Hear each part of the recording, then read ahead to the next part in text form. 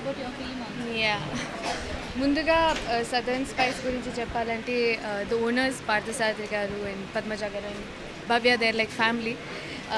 ఇవాళ ఇక్కడికి వచ్చి ఈ రెస్టారెంట్ ఓపెన్ చేయడం I'm feeling very honoured.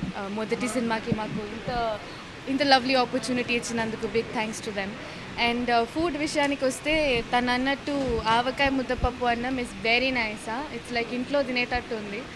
And yeah, we're actually heading for lunch, so I'm looking forward to eat more.